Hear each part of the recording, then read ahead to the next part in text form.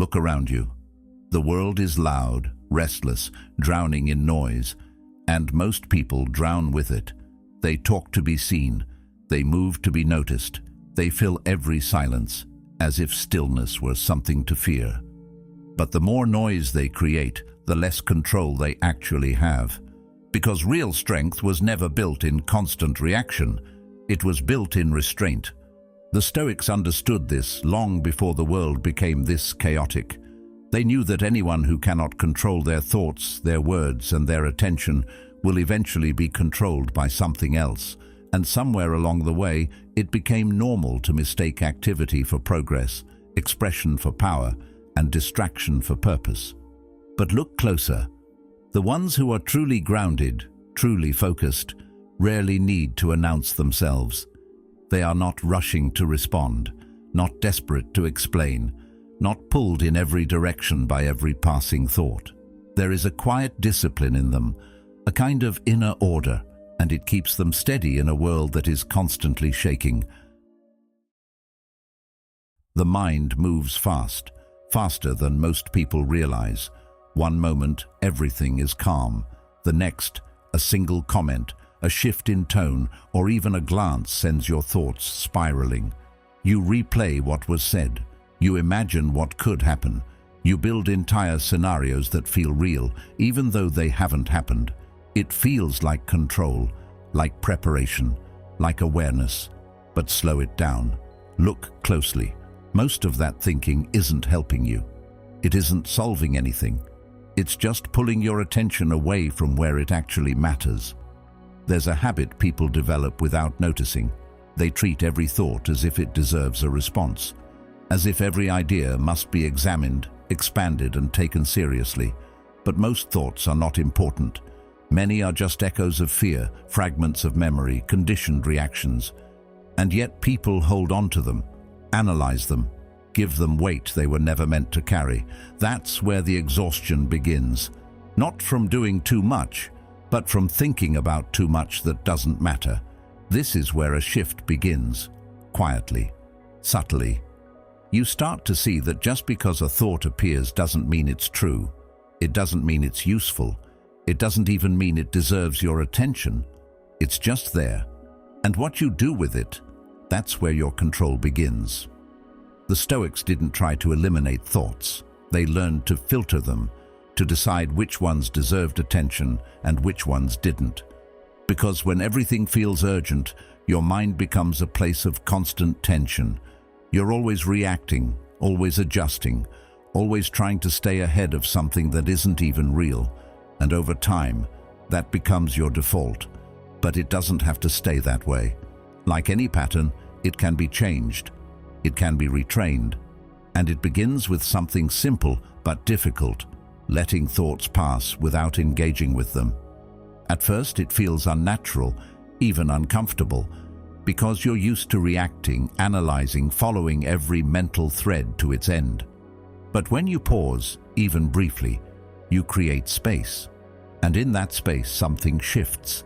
The urgency fades, the noise quiets, and what's left is something far more useful than constant thinking: clarity. Clarity doesn't come from adding more thoughts. It comes from removing the unnecessary ones. From recognizing that most of what passes through your mind doesn't need to be solved, fixed, or even understood. It only needs to be noticed and released. Over time, you begin to see patterns, the same doubts, the same assumptions, the same imagined outcomes repeating themselves, and instead of getting pulled into them every time, you start observing them, not as commands, but as habits.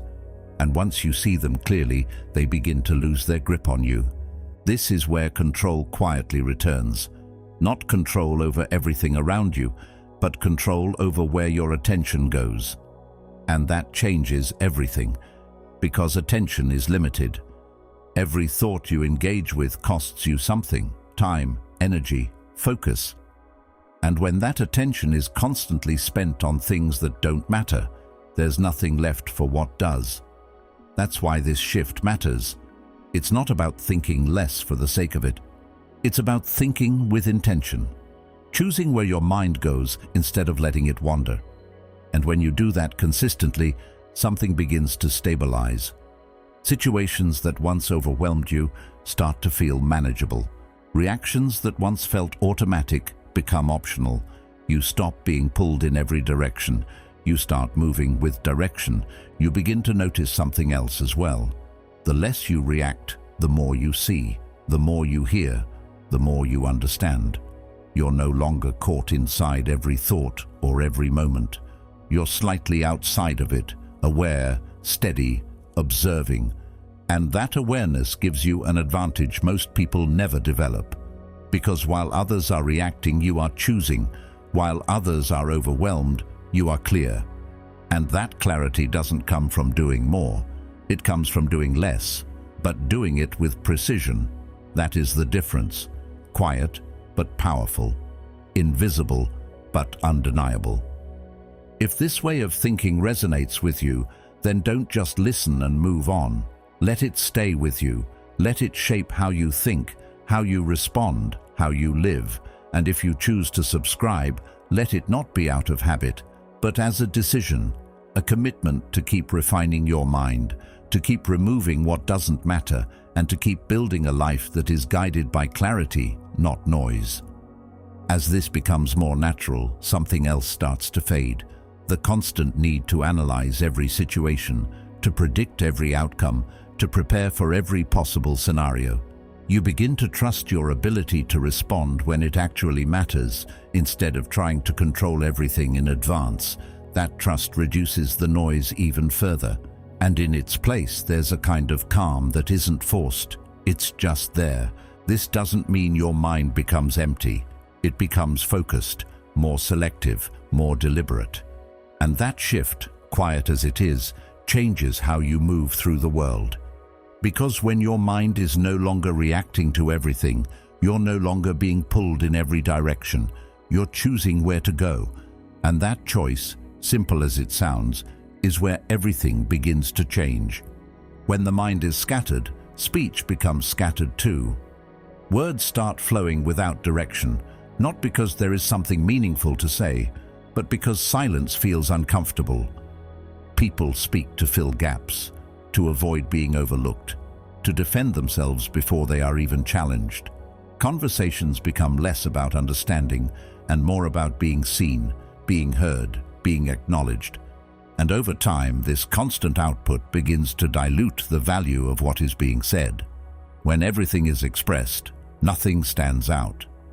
There is a subtle difference between speaking with intention and speaking out of impulse.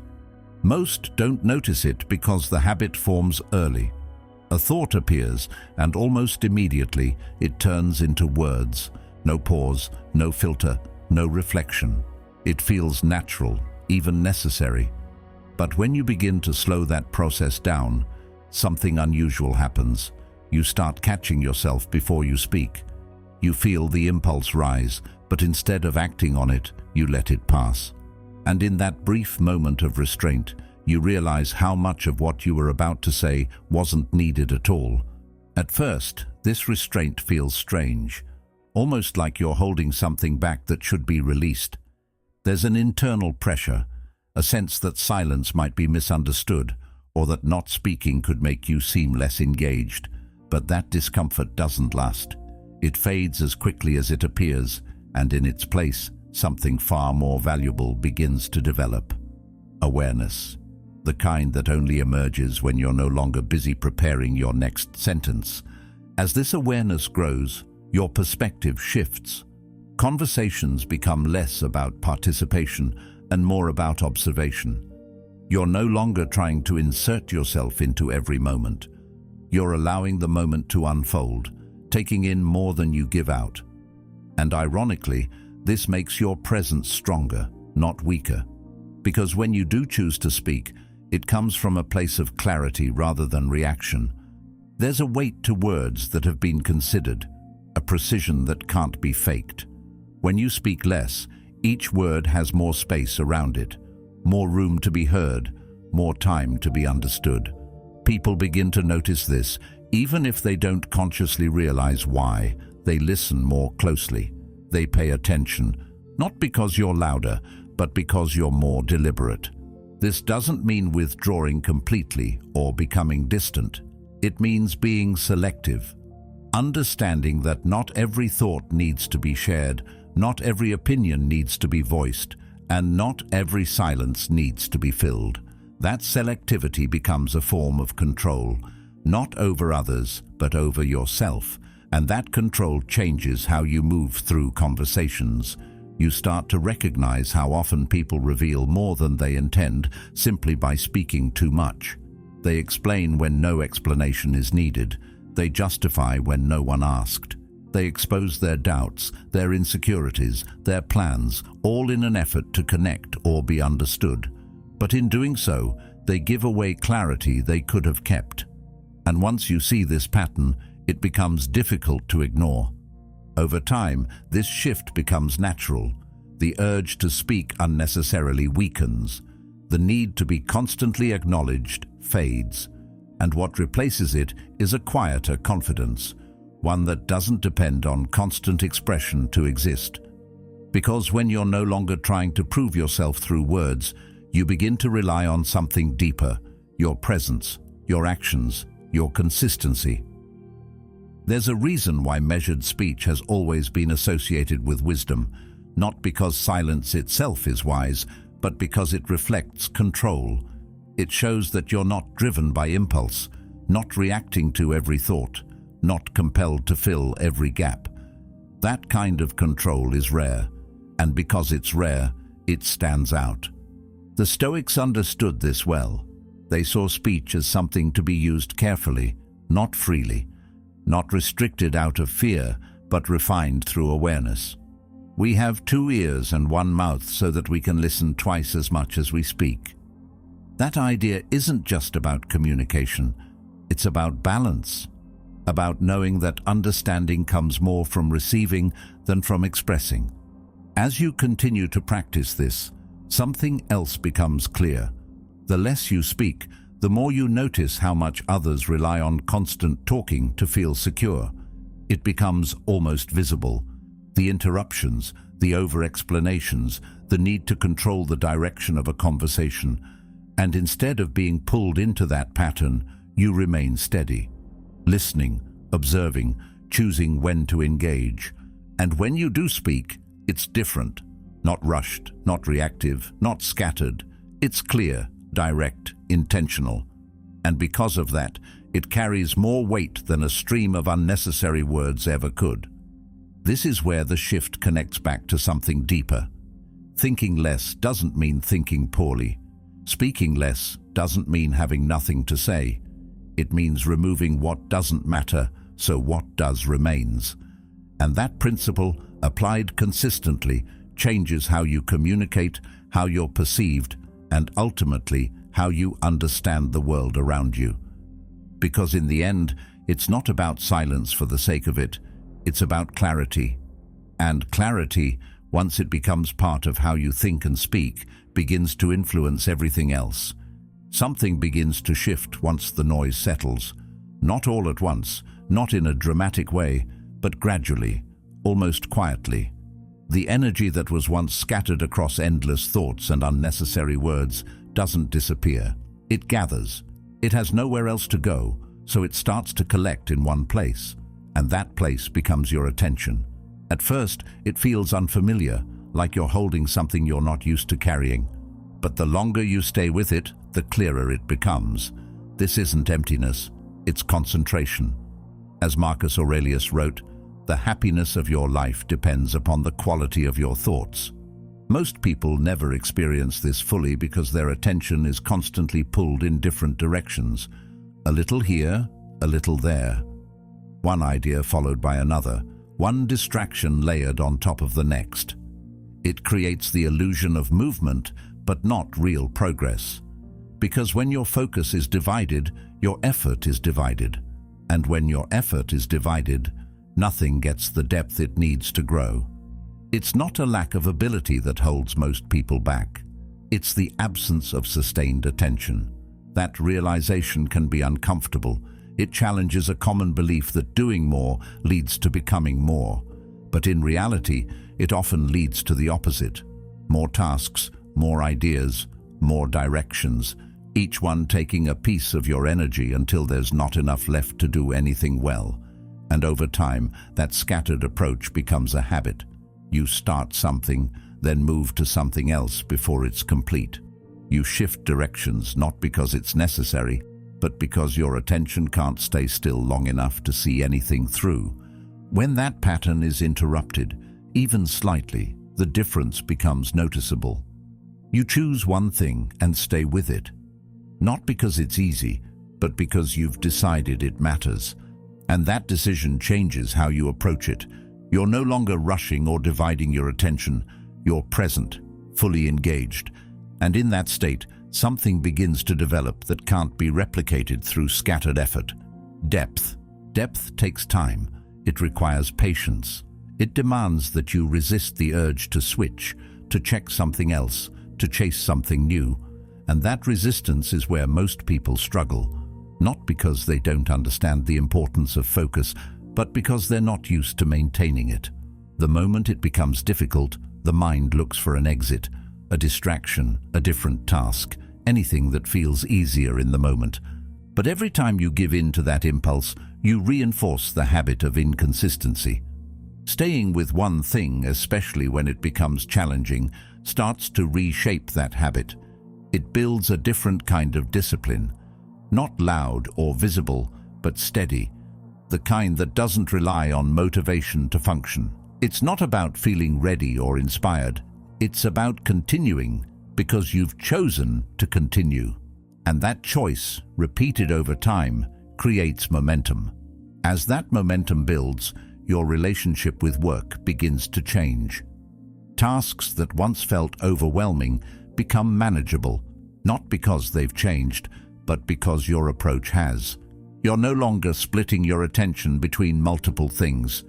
You're giving one thing the space it needs to develop. And in doing so, you begin to see results that weren't possible before. There's a clarity that comes with this kind of focus, a sense of direction that replaces the constant uncertainty of scattered effort. You know what you're working toward, and more importantly, you're actually moving toward it. Not in bursts of activity followed by long periods of distraction, but in consistent, deliberate steps. That consistency is what most people underestimate. They look for dramatic changes, quick results, visible progress, but real development happens quietly, through repeated attention to the same thing over time. This is where the deeper shift takes place. Focus stops feeling like something you have to force and starts becoming something you rely on. It becomes part of how you think, how you act, how you make decisions. Instead of asking what feels easiest or most appealing in the moment, you begin to ask what aligns with your direction, and that question filters out a lot of unnecessary options.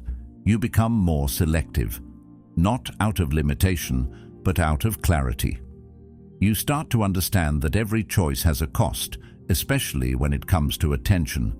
Saying yes to one thing often means saying no to another, and once you see that clearly, you begin to choose more carefully. Not everything deserves your time, your energy, or your focus. This kind of selectivity can feel restrictive at first, like you're closing yourself off from possibilities, but in reality, you're creating the conditions for something meaningful to grow. Because when your attention is concentrated, it has power. It can build, develop, and refine something over time, and that's what leads to real progress. There's a quiet strength in this approach. It doesn't seek attention or recognition. It doesn't need to, because the results speak for themselves. Not immediately, not dramatically, but steadily. And that steadiness is what separates those who move forward from those who remain in the same place, repeating the same patterns. The Stoic perspective reinforces this in a simple but powerful way. Focus is not about controlling everything around you. It's about directing what's within you. If a person gave away your body to some passerby, you'd be furious, yet you hand over your mind to anyone who comes along. That idea points to something most people overlook. Attention is one of the most valuable things you have, and it's often given away without thought. When you begin to protect it, to direct it intentionally, everything changes. Not all at once, but gradually, in ways that compound over time. You start to see progress where there was none before. You start to feel control where there was once distraction. And most importantly, you begin to move with purpose instead of reacting to whatever comes your way. That's the difference. Not talent, not luck, not even opportunity. Direction. Sustained attention applied to something that matters. And once that becomes part of how you operate, the need to constantly look elsewhere begins to fade. Because you're no longer searching, you're building. There comes a point where controlling your thoughts and your words is no longer the hardest part. Something deeper steps in, something more persistent. Emotions. Not the quiet kind that pass without notice, but the ones that rise quickly and demand action. Anger that pushes you to respond immediately. Insecurity that urges you to explain yourself. Doubt that whispers until it becomes loud enough to interrupt everything else. This is where things stop being theoretical, because it's easy to talk about calm when nothing is testing you. It's much harder to remain steady when something hits directly. Emotions are powerful, but they are also temporary. They rise, they peak, and then they fade. But in the moment, they don't feel temporary. They feel urgent. They create a sense that something must be done right now. And that urgency is what drives most reactions. Not logic, not clarity, but pressure. A need to release the feeling as quickly as possible, and the easiest way to do that is to act on it. To say something, to do something, to respond in a way that matches the intensity of what you feel. But what happens when you don't? When you feel that surge of emotion and choose not to follow it immediately? There's a pause, small, almost unnoticeable at first, but in that pause, something shifts. You're no longer being carried by the emotion. You're observing it, feeling it, but not obeying it. And that distinction changes everything, because the moment you can separate what you feel from what you do, you begin to regain control. This is where discipline moves from idea to action. It's not about eliminating emotion. That's not possible, and it's not the goal. The goal is to stop being ruled by it, to allow it to exist without letting it dictate your behavior. And that requires awareness, not just of the situation, but of yourself. Recognizing the patterns, the triggers, the moments where you're most likely to react without thinking.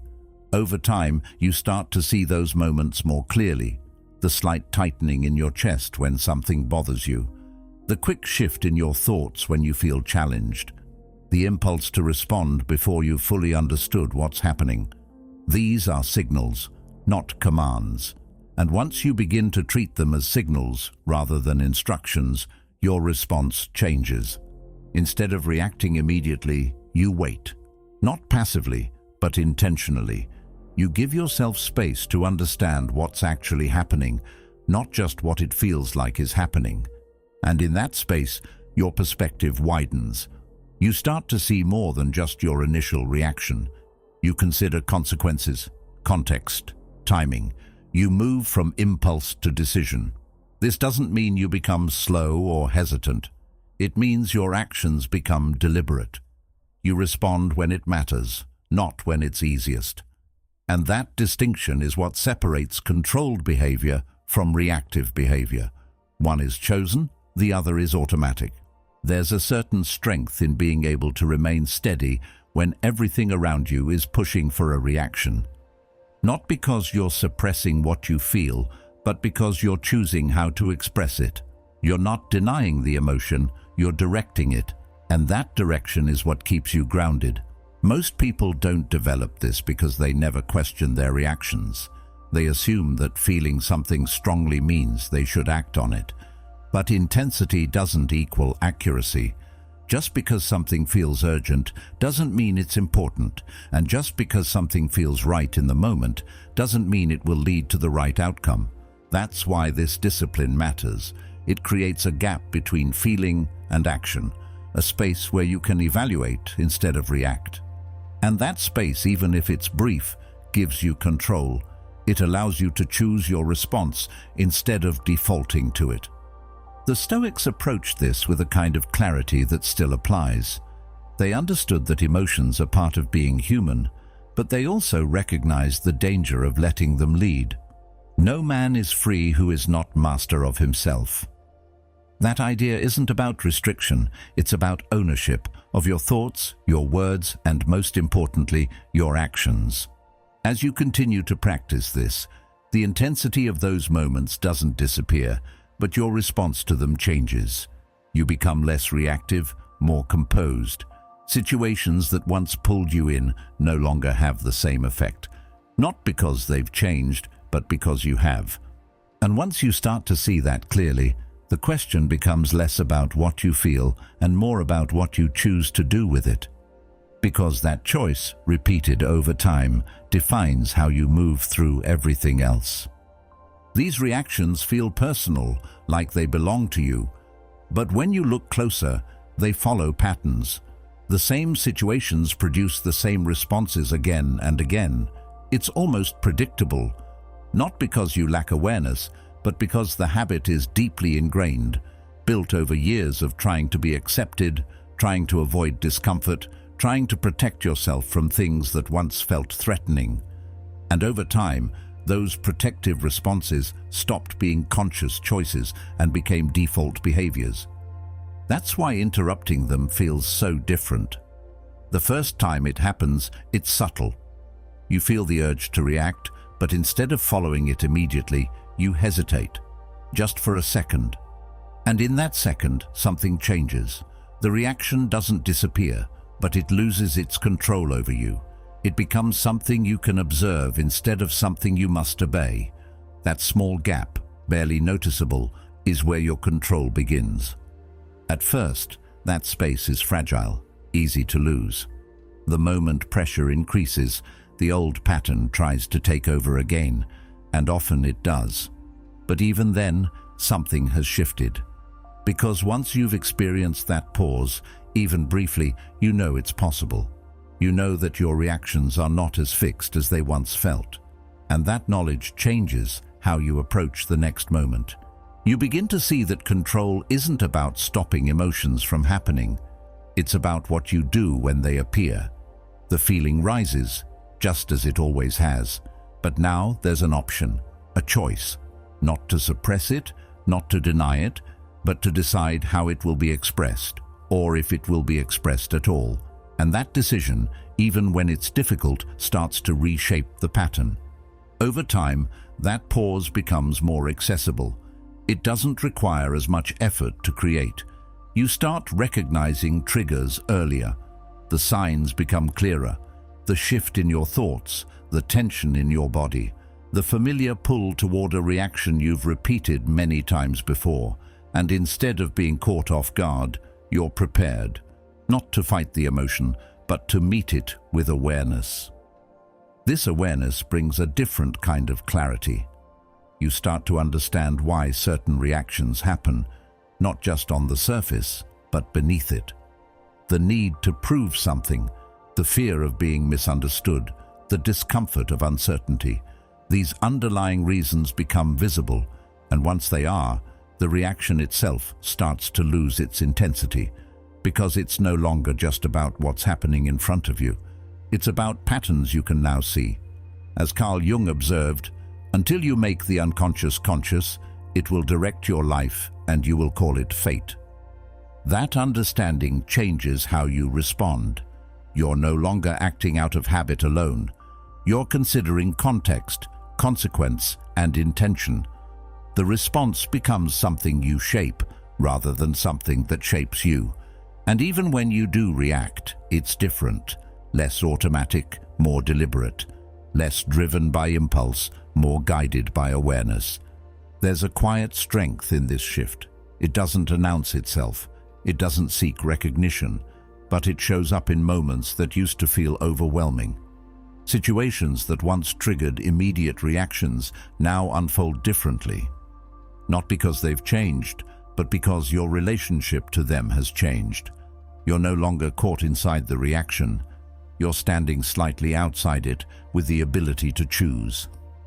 This is where real discipline begins to take form, not as something rigid or forced, but as something steady, consistent, built through repeated moments of awareness and choice. Each time you create that space, no matter how small, you reinforce a new pattern, one that prioritizes control over impulse, clarity over reaction, and slowly that new pattern starts to replace the old one. Not completely, not instantly, but gradually. The automatic responses lose their strength, the triggers lose their power, and what remains is a greater sense of stability. Not because life becomes easier, but because you've become more grounded in how you handle it. There's a principle that captures this shift with simple precision. Between stimulus and response, there is a space.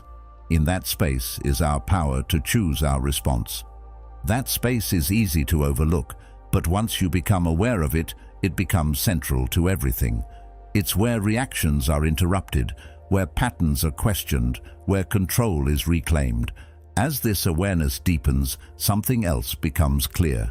You're not trying to eliminate emotion. You're learning to live alongside it without being directed by it. Anger can exist without turning into conflict. Doubt can exist without turning into hesitation. Insecurity can exist without turning into over-explanation. The emotion is there, but it no longer defines your action. This creates a different kind of stability, one that isn't dependent on external conditions. You don't need everything to go your way to feel in control. You don't need others to behave a certain way to remain steady. Because your control isn't based on what happens, it's based on how you respond. And that response, shaped over time through awareness and repetition, becomes part of who you are. Not something you have to think about constantly, but something that operates naturally. You notice the trigger, you feel the emotion, and you choose your response with clarity. That's the foundation. Not perfection, not constant calm, but the ability to create space where there used to be none. And in that space, you find something that isn't easily shaken, a kind of control that doesn't come from forcing outcomes, but from understanding yourself well enough to move through them without losing your balance. As that sense of control becomes more familiar, something else begins to sharpen alongside it. Awareness, not just of your thoughts or reactions, but of where your energy is actually going throughout the day. You start to notice the small things you once ignored, the conversations that leave you feeling drained instead of fulfilled, the habits that consume time without giving anything meaningful in return, the endless distractions that once felt harmless but now reveal themselves as quiet leaks in your focus. At first, this realization can feel uncomfortable, almost unsettling, because it forces you to confront how much of your time has been spent without intention. Not wasted in an obvious way, but diluted across too many things that never truly mattered. And once you see it, it becomes difficult to unsee. You begin to recognize patterns in your own behavior that were once invisible. The automatic reach for your phone, the impulse to check something that isn't urgent, the tendency to stay in conversations longer than necessary just to avoid discomfort. This awareness doesn't come with judgment, at least not in a harsh way. It comes with clarity, a quiet understanding that your attention is limited, and every moment you spend on something is a moment you're not giving to something else. That trade-off becomes more real, more tangible. And because of that, your decisions start to change. You don't feel the same pull toward everything anymore. The need to engage with every distraction weakens. The urge to respond to everything fades, not because you're forcing yourself to resist, but because you've started to see the cost more clearly. And once you understand the cost, it becomes easier to choose differently. This is where a kind of distance begins to form, not from people or responsibilities, but from unnecessary involvement. You start stepping back from things that don't align with where you're trying to go, not abruptly, not dramatically, but gradually. You respond less quickly, you engage less frequently, you allow more space between yourself and things that once demanded your attention. And in that space, something shifts. You begin to feel less scattered, less pulled in multiple directions. Your energy starts to settle instead of being constantly disrupted. It becomes easier to stay focused on what matters because there's less competing for your attention. The noise hasn't disappeared, but your relationship to it has changed. There's a difference between being busy and being purposeful. Most people stay busy because it feels productive. It gives the impression of movement, of progress. But when you look closer, much of that activity leads nowhere. It's motion without direction. And once you become aware of that, you stop valuing busyness for its own sake. You start valuing intention. This shift doesn't isolate you. It refines how you engage. You're still present, still involved, but in a more deliberate way. You choose where to invest your time instead of letting it be decided for you. And that choice, repeated consistently, begins to reshape your daily experience. You start to notice how much lighter things feel when your attention isn't constantly divided. Tasks that once felt overwhelming become more manageable because you're approaching them with full focus instead of partial attention. Conversations become more meaningful because you're actually present instead of distracted. Even moments of rest feel different because they're not filled with background noise. As Seneca put it, to be everywhere is to be nowhere. There's a quiet confidence that comes with this, not loud or obvious, but steady. You're no longer reacting to everything around you. You're deciding what deserves your attention and what doesn't, and that decision becomes a form of control that extends into every part of your life. This is where selectivity becomes important. Not as a form of limitation, but as a form of protection. You begin to guard your time, your energy, your focus, not out of fear, but out of understanding. Because once you know how easily those things can be lost, you become more careful with how you use them. It's not about cutting everything off or withdrawing completely. It's about recognizing what adds value and what doesn't, what moves you forward and what keeps you in the same place. And once that distinction becomes clear, your choices start to reflect it naturally. There's a principle that aligns with this shift in a simple but direct way. It is not that we have a short time to live, but that we waste a lot of it. That idea highlights something most people avoid thinking about, not because it's complicated, but because it's uncomfortable. Time isn't the issue, how it's used is. And as that understanding settles in, your priorities begin to adjust. You're less interested in things that once seemed important, less drawn to distractions that once filled your time, more focused on what actually contributes to your growth, your direction, your clarity. This doesn't happen overnight. It builds gradually, through small decisions, repeated consistently, choosing not to engage when it's unnecessary, choosing to focus when it would be easier to drift, choosing to step back when something doesn't align. Over time, these choices compound. They create a different rhythm in your life, one that isn't driven by constant reaction, but by deliberate action. And that rhythm makes everything else more stable, because when your energy is no longer scattered, when your attention is no longer divided, you start to experience a different kind of progress. Not rushed, not forced, but steady. And that steadiness allows you to build something that lasts. This is where everything begins to connect. Thinking less reduces the noise. Speaking less reduces the distractions. And becoming selective with your energy ensures that what remains is directed towards something meaningful. And once you reach that point, pulling back no longer feels like loss. It feels like alignment. As you continue to pull your attention away from what doesn't matter, something unexpected begins to take shape. It's not loud, it doesn't demand recognition, but it's there, steady and undeniable. The less available you become to everything, the more present you become in the things that actually deserve your energy. Your attention is no longer stretched thin across dozens of directions. It's gathered, grounded, and directed. And because of that, your actions begin to change. You move with more intention, not rushed, not scattered, not reactive.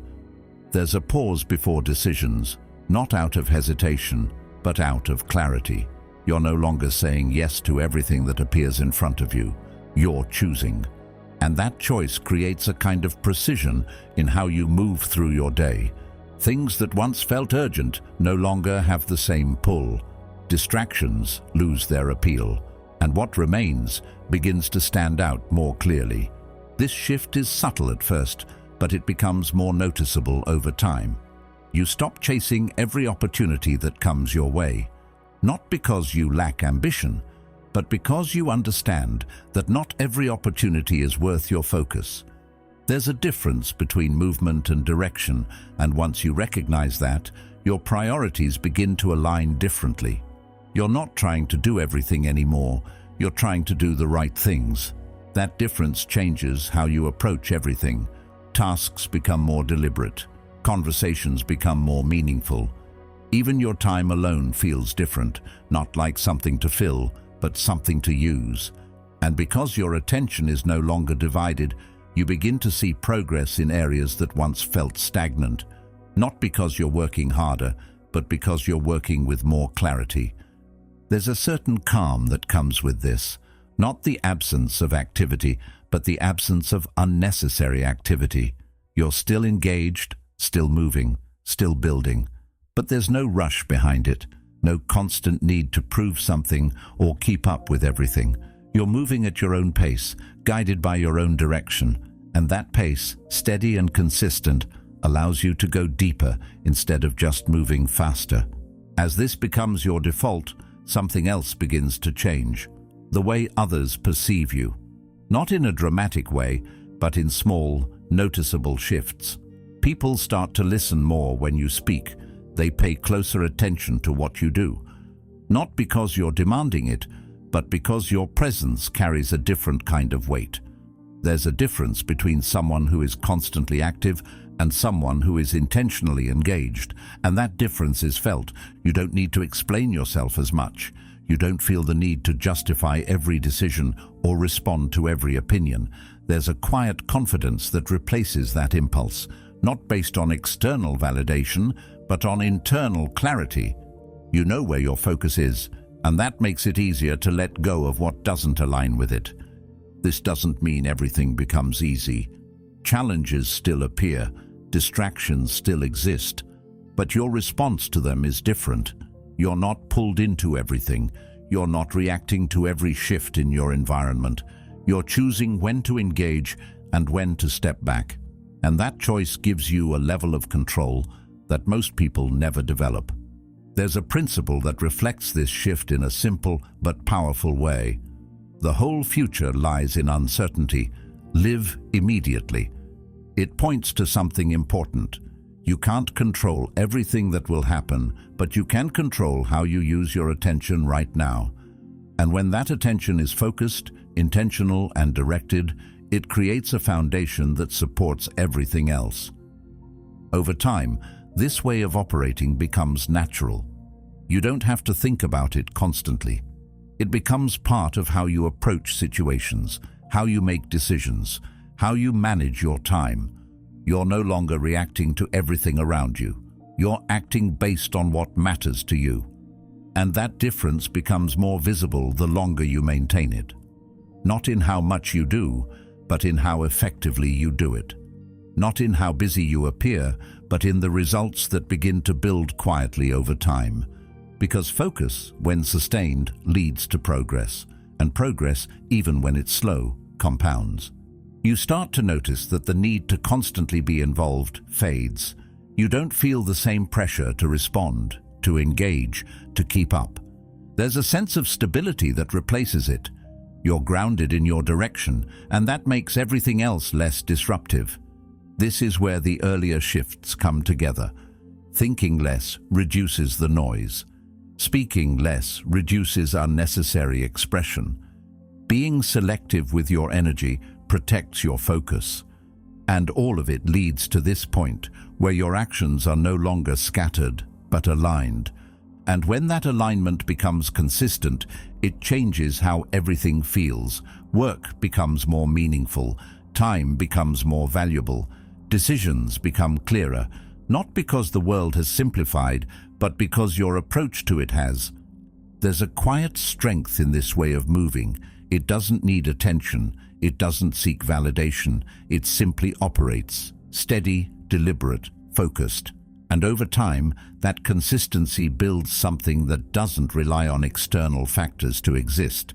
Because when you stop trying to be everywhere, when you stop reacting to everything, you create space for something more important: presence. And that presence, directed toward what truly matters, becomes the foundation for everything that follows. At some point, without a clear line marking the change, everything begins to come together. Not as separate habits you have to remember, but as a way of operating that feels consistent and natural. You notice it in how you think. There is less noise, fewer unnecessary loops, fewer thoughts competing for your attention, and yet what remains feels sharper, more useful. You are not thinking less because you are avoiding thought, but because you are no longer entertaining what adds no value. That same shift appears in how you speak. Words are no longer used to fill space or to manage how others perceive you. They are used with intention, sometimes fewer, sometimes more, but always deliberate. There is a precision to them that wasn't there before. Not forced, not calculated, just clear. You no longer feel the need to explain everything or respond to everything. And that absence of urgency changes the tone of your communication in a way that others can feel, even if they don't fully understand it. Focus follows the same pattern. It no longer feels like something you have to fight for every moment. It becomes something you return to, again and again, without resistance. Distractions still exist, but they don't carry the same weight. They pass by without pulling you in as easily. And when your attention does shift, you notice it sooner, and you bring it back without frustration. That ease is what makes the difference. Not perfection, but consistency. What once felt like discipline begins to feel like alignment. You're no longer forcing yourself into a structure that doesn't fit. You've adjusted your habits, your attention, your responses in a way that supports how you want to move through the world. And because of that, the effort required to maintain it decreases. It becomes part of you rather than something you have to constantly manage. As Epictetus said, first say to yourself what you would be, and then do what you have to do. This is where the deeper realization settles in. The strength you were searching for was never in adding more. Not more effort, not more strategies, not more noise. It was in removing what was unnecessary, the thoughts that distracted you, the words that diluted your message, the habits that scattered your focus. One by one, those things lose their place. And what remains is something far more stable. There's a clarity in this state that changes how you see everything else. Problems that once felt overwhelming become manageable. Not because they've changed, but because your approach to them has. You're not reacting immediately. You're not overcomplicating things. You're seeing what's actually there without layering it with unnecessary interpretation. That clarity extends into your decisions. You don't spend as much time going back and forth, questioning every option, trying to predict every outcome. You assess, you decide, and you move. And once you move, you don't constantly look back. You trust the direction you've chosen, and that trust reduces the need for constant reassessment. There's a quiet confidence in that. Not loud, not obvious, but steady. You're no longer dependent on external validation to confirm your choices. You're not looking for constant reassurance, because the process itself has become reliable. You know how you think, how you decide, how you act, and that familiarity creates stability. This doesn't mean everything becomes simple. Challenges still exist. Uncertainty is still part of the process, but your response to those things is different. You're not thrown off as easily. You're not pulled into unnecessary reactions. You remain steady, even when things around you are not. Over time, this steadiness becomes noticeable, not just to you, but to others. There's a difference in how you carry yourself, in how you respond, how you listen, how you act. It's not something you announce. It's something that shows up in small ways, consistently. There's a principle that reflects this shift clearly. Waste no more time arguing what a good person should be. Be one. It captures the essence of what this transformation leads to. Less discussion, less overthinking, more action. Not rushed or impulsive, but deliberate and aligned. As this becomes your default, the need to constantly improve in obvious ways begins to fade. Not because there's nothing left to work on, but because the foundation is already in place. You're no longer starting from a scattered state. You're building from a position of clarity, and from that position, growth becomes more direct. You're not correcting the same patterns over and over. You're moving forward, each step building on the last, each decision reinforcing the direction you've chosen. This is where everything connects. Thinking less creates space for clarity. Speaking less strengthens your presence. Focusing more allows you to build something meaningful. And together, they form a way of operating that is both simple and effective. There's no need to complicate it, no need to add more layers, because the strength you were looking for was never hidden in complexity. It was always in simplicity, in removing what doesn't matter so what does can stand out. And once you experience that fully, even briefly, it changes how you approach everything that follows. You're no longer trying to do more. You're trying to do what matters, and to do it well. That shift, quiet as it is, becomes the difference. Not just in what you achieve, but in how you experience the process of getting there. At some point, it stops being about changing your life and starts being about mastering yourself. Less noise, less reaction, more clarity, more control. And in that quiet shift, everything else begins to fall into place. If this resonated with you, don't let it end here. There's another video on your screen that will take this even deeper. Watch it and keep building that discipline. And thank you for being part of Stoic Journal.